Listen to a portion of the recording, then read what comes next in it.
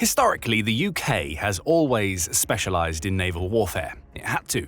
A relatively small collection of islands, the UK built its past empire on the back of its naval power. That's never changed. The UK still maintains a strong navy.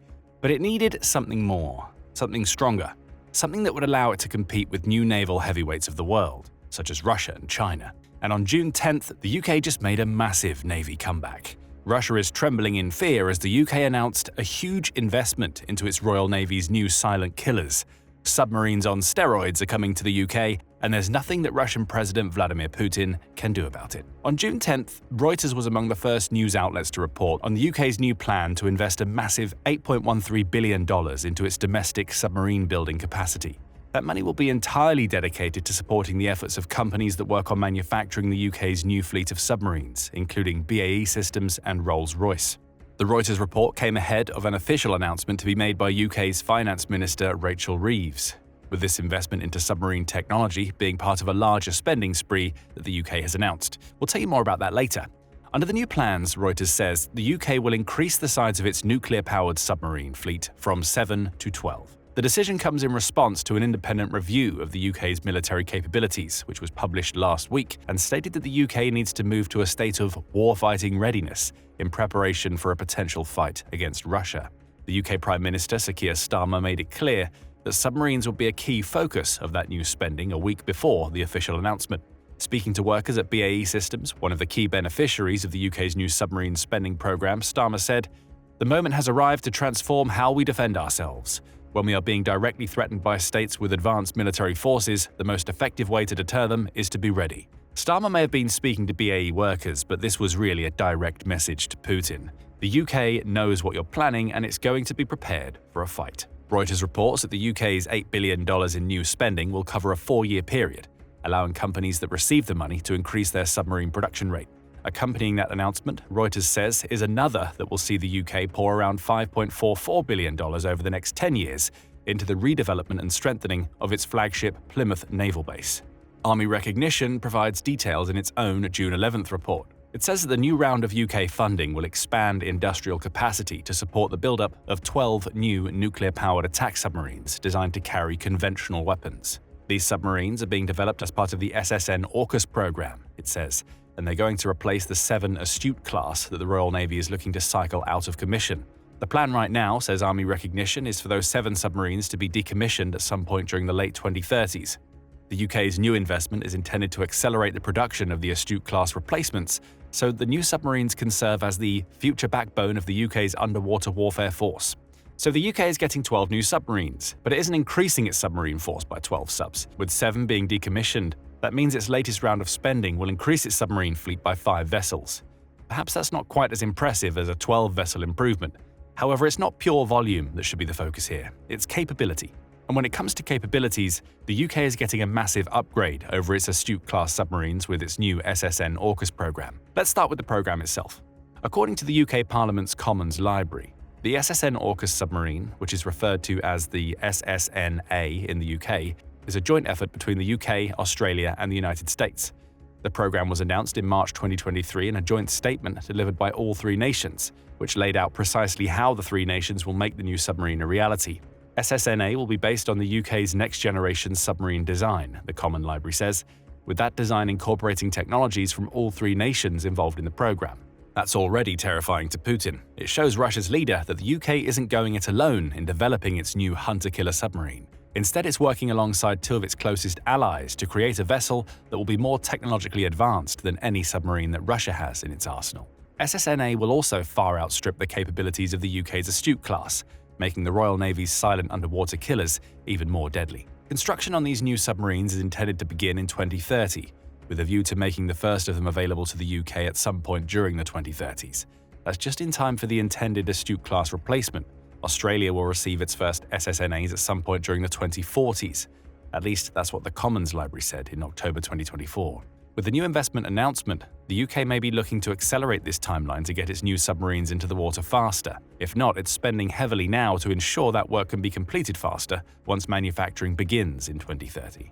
Commons Library says that the SSN-A will serve as the conventional attack force of the UK's submarine fleet. That means it'll work alongside, but not replace, the UK's fleet of dreadnought submarines, which are capable of launching ballistic missiles loaded with nuclear warheads. That's an important distinction to make. The UK's new submarine will be nuclear-powered, but not capable of firing nuclear weapons. That's not surprising. Australia doesn't have nuclear weapons and would be unlikely to invest in a submarine program delivering functionality that it can't use. The Commons Library also points out that the UK has committed to ensuring the highest non-proliferation standards with its new submarine. So the SSN-A isn't going to be able to launch nukes, but what it can do should terrify Putin. To understand why the UK is investing so heavily in the new SSN-A, we first need to examine what it's replacing, the Astute class. According to Sea Forces Online, the Astute class measures about 318 feet and displaces 7,000 tons of water when surfaced and 7,400 tons when submerged. It can hit a top speed of 30 knots when underwater and has an unlimited range thanks to its nuclear-powered engine. The submarine typically carries 98 crew, though it has the capacity for 109 people. It also hits hard. The Astute class comes with 6 21-inch torpedo tubes and has enough room to carry up to 38 of the torpedoes those tubes fire. It's also capable of hitting targets on land from sea. That's thanks to it being loaded with UGM-109 Tomahawk Block 4 land attack missiles. If the submarine is intended to attack naval targets, those land missiles are replaced with Spearfish heavyweight torpedoes. The Astute class is a very impressive submarine. However, it's also getting a little long in the tooth. It might come as a surprise to know that the first Astute submarines were only launched in 2007. However, that launch came on the back of a development program that started in the 1990s and overran by several years before the submarine was finished.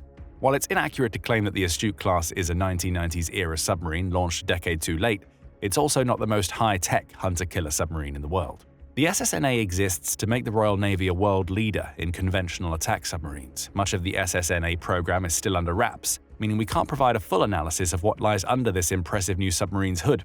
However, Army Technology provided some of the basics in its June 11th article. It says that the SSN-A is going to offer an immediate improvement over the Astute class by incorporating stealth technologies that aren't seen in the UK's existing hunter-killer submarine. The SSN-A will also host vertical launch systems that allow it to fire long-range cruise missiles at a target, along with a more sophisticated sonar suite. And like the Astute class, the fact that the SSN-A is a nuclear-powered submarine means that it has unlimited operational endurance, assuming nothing goes wrong with its internal reactor. A few more details come from the Warzone, or TWZ's 2023 report on the then recently announced SSN-A, along with Australia's ABC news outlet.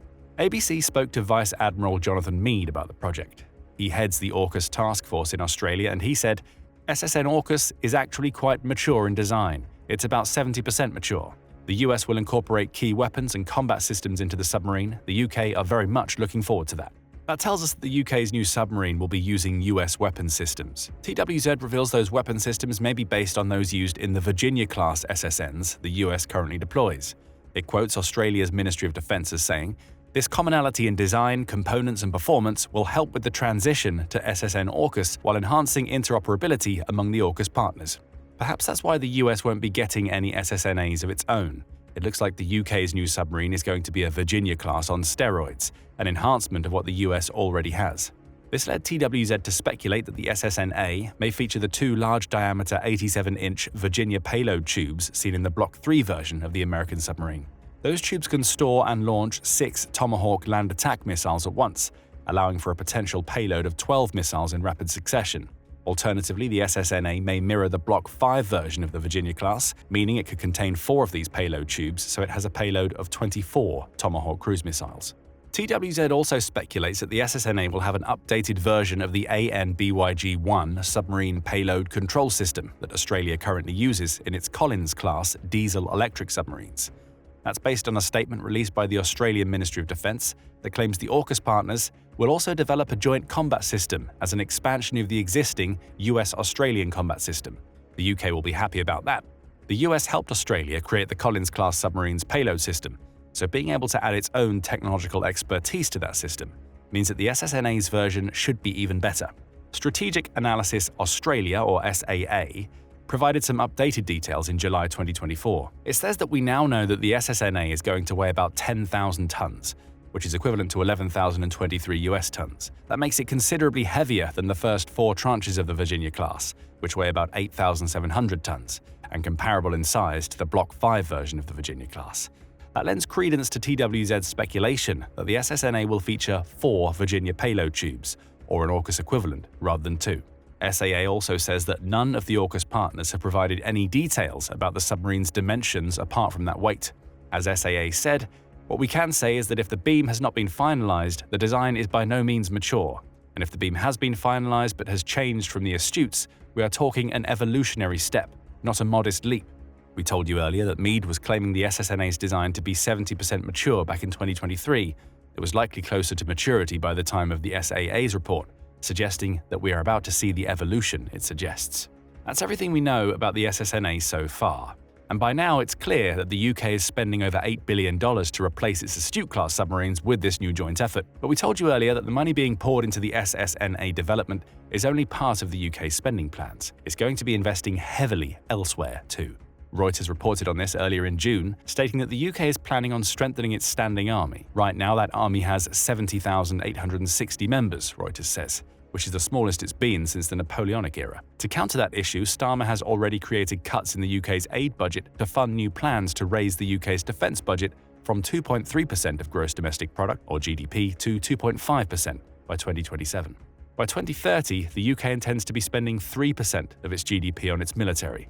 Starmer says that 2034 is the latest that the UK must meet this 3% target, which would increase the UK's annual defence spending by about $27.13 billion. The BBC also reports that the increased spending on the SSN-A is just a part of a wider increase in spending based on 62 recommendations made in a report published earlier in June. Other massive UK spending initiatives the report recommends include $20.34 billion dedicated to the development of new long-range weapons and nuclear warheads. The UK has also committed to spending a little over $2 billion on factories to enable an always-on munitions production capacity, reports the BBC.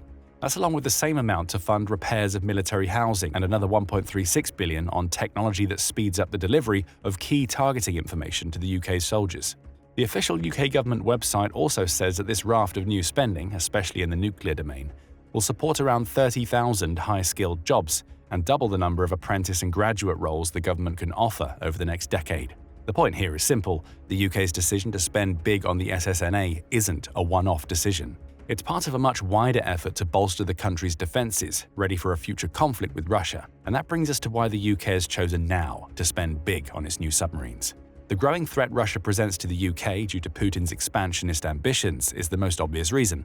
That's according to Al Jazeera, which reported on comments made by Sir Keir Starmer on June 2nd. The threat we now face is more serious, more immediate, and more unpredictable than at any time since the Cold War, Starmer said during a speech in Glasgow, Scotland. We face war in Europe, new nuclear risks, daily cyber attacks, growing Russian aggression in our waters, menacing our skies, Starmer added. It's the growing Russian aggression in our waters that the UK aims to counter with its new fleet of submarines. Putin hasn't attacked the UK directly from the water. That would be too much of an escalation at a time when Russia isn't ready to fight a war with the UK and its NATO allies. However, he has been waging hybrid warfare against the UK, almost since the Ukraine war began. How? Well, rather than hitting the UK directly, Putin has been sending Russian ships into the UK's territorial waters, both as threats to his potential future enemy and possibly to conduct sabotage operations on the undersea cables that connect the UK to the rest of Europe. At least 2 of these incursions into UK waters have occurred in 2025 alone. In January, the BBC reported that the Royal Navy was monitoring a Russian spy ship that was spotted in UK waters during the middle of the month. The Yantar, which Russia describes as an oceanic research vessel, according to the BBC, was found to be acting suspiciously. This is a vessel that has surveillance equipment it can use to scan the seabed, possibly for signs of underwater cables, and submersible drones it can launch that are capable of reaching the ocean floor. The UK's Defence Minister John Healey was quick to call Russia out on its attempt to use the Yantar for intelligence gathering. I also want President Putin to hear this message. We see you, we know what you're doing, and we will not shy away from robust action to protect this country. A couple of months later, Putin was at it again. In March, the BBC reported that the Royal Navy was tracking a Russian corvette named the Boyki, which was part of a task group that made its way through the North Sea and the English Channel while travelling from Syria to Russia. The UK deployed the HMS Somerset to track the Russian vessels and escort them out of UK waters, but the incident again showed that Putin has no regard for international maritime rules. The UK is well aware of that fact. It's now spending over $8 billion to accelerate the development of a new fleet of submarines that will enable it to keep better tabs on these Russian vessels and, if necessary, blow them out of the water if Putin resorts to direct aggression. However, we also can't ignore the influence that US President Donald Trump may have had on the UK's decision to spend big, both on its submarines and elsewhere in its military. Trump has spent much of his presidency telling America's European allies that they need to spend more on their defense. Back in January, Politico reported that Trump had started to call on NATO's members to spend 5% of their GDP on defense. "Europe is in for a tiny fraction of the money that we're in for," Trump said, while speaking at his Mar-a-Lago golf resort. "We have a thing called the ocean between us, right? Why are we in for billions and billions of dollars more money than Europe?" This questioning of Europe's collective spending, as well as its role in NATO, continued in March when Trump insinuated that the US might not protect a NATO ally that isn't spending enough. "It's common sense, right?" Trump reportedly told journalists at the Oval Office, according to The Guardian. "If they don't pay, I'm not going to defend them. No, I'm not going to defend them." The UK may have picked up on those messages. And it's not outside the realm of possibility that it's now investing heavily into SSN-A to show Trump that it's willing to meet him at least somewhere in the middle when it comes to the US president's spending requests. Don't forget that the AUKUS submarine program is a joint initiative between the US, the UK, and Australia. By pumping over $8 billion into that program, the UK has something to which it can point directly as an example of how the UK is stepping up its spending alongside the US. Add the plans to raise defense spending to 3%, and all of the other money the UK is committing to military programs, and you get a message being sent to Trump that the UK intends to pull its weight. Whether that's the intended message or not is pure speculation. What isn't speculative is that the UK is spending billions on a new hunter-killer submarine that will have Putin trembling in his boots.